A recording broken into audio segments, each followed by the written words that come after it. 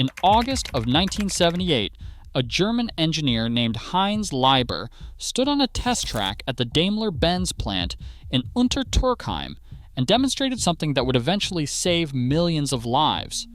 It was a system that could prevent a car's wheels from locking under emergency braking, keeping the vehicle steerable even on a wet road at highway speed. Mercedes-Benz called it ABS. Bosch built the electronics, and within 3 years, Mercedes was offering it on commercial vehicles. That same year, 3,954 people died in crashes involving large trucks on American roads. Many of those crashes involved braking-induced loss of control, the exact problem ABS was engineered to prevent. The technology existed, it was production-ready, and America said no, not because it did not work, because the companies that built the trucks did not want to pay for it, because a federal court said the government had not proven it was reliable, and because the lobbying machine that protected the trucking industry's bottom line was more powerful than the people who were dying on the highway. This is the story of how a proven, life-saving German invention sat on the shelf for nearly 2 decades, while America argued about cost, complained about data, and buried its dead. The first people who tried to stop anti-lock braking systems in America were not engineers who found a flaw. They were the companies that built the trucks. In 1975, the National Highway Traffic Safety Administration, NHTSA, looked at the data and saw a clear pattern. Between 10 and 15% of all heavy combination vehicle crashes involved braking-induced instability or loss of control, wheels locking on wet pavement, tractor-trailers jackknifing under hard braking, drivers losing steering because the front wheels had stopped turning. NHTSA issued Federal Motor Vehicle Safety, Standard 121, which set stopping distance requirements strict enough that most trucks would need anti-lock systems to meet them. It lasted 3 years. PACCAR, the company that builds Kenworth and Peterbilt trucks, filed suit. The American Trucking Associations joined them. So did the Truck Equipment and Body Distributors Association. Their argument was simple. The anti-lock systems available at the time were not reliable enough to be mandated, and the evidence they brought was damning. Consolidated Freightways ran a spot check on their equipped trailers and found that 65% of the anti-lock devices had malfunctioned. General Motors reported a 59% non-operative rate. When the trucks needed the systems most, the systems were already broken. The Ninth Circuit Court of Appeals sided with the manufacturers. In PACCAR versus NHTSA, the court struck down the stopping distance requirements that had effectively required anti-lock systems. The ruling said NHTSA needed more convincing data. The court also noted something the agency could not easily defend. NHTSA admitted it had done no compliance testing since the standard went into effect. None. The agency had mandated a system and then never checked whether it worked. The anti-lock mandate died. The same month, Mercedes-Benz and Bosch unveiled production-ready ABS at the Untertürkheim plant. The Germans had solved the reliability problem. America had a court order saying the solution was not proven. The second betrayal was not a decision. It was the absence of one. By 1981, Mercedes was offering anti-lock braking systems, ABS, on its commercial vehicles. By 1992, ABS was standard equipment on every Mercedes-Benz passenger car sold anywhere in the world.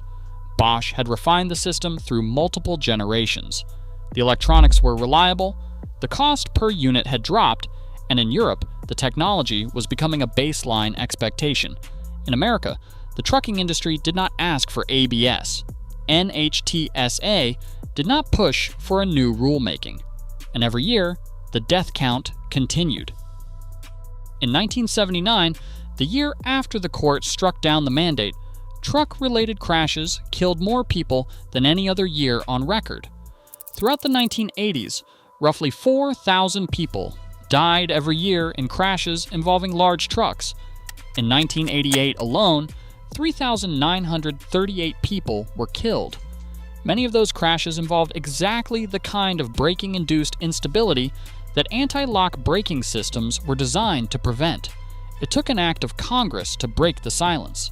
In December of 1991, President George H.W. Bush signed the Intermodal Surface Transportation Efficiency Act, directing the Secretary of Transportation to require improved braking on commercial vehicles. The National Highway Traffic Safety Administration published its final rule in March of 1995. Anti-lock braking systems, often called ABS, became mandatory on new truck tractors manufactured on or after March 1, 1997. 19 years. That is the gap between the moment a production-ready anti-lock braking system was demonstrated on a test track in Stuttgart and the moment America required it on its trucks. During those 19 years, tens of thousands of people died in crashes where braking performance was a factor. That was not an accident. That was a policy choice. Even after the trucks were finally covered, America still was not finished fighting the brake that saves lives. The physics of the anti-lock braking system are not complicated.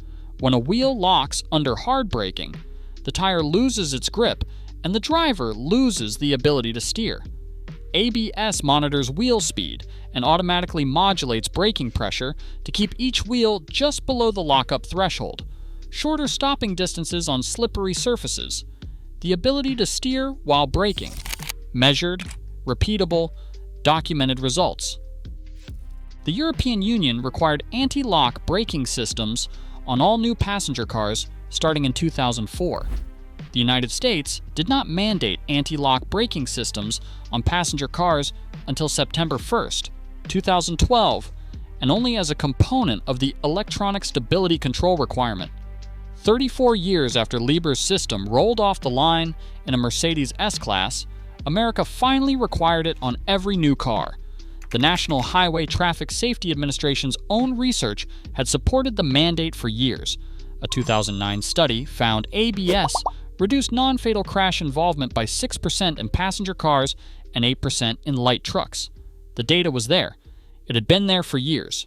The delay was not caused by a lack of evidence.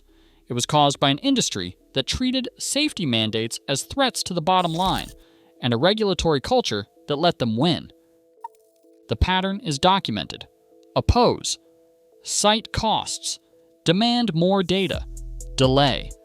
The same arguments used against ABS in 1978 have been recycled against underride guards, against speed limiters, and against automatic emergency braking.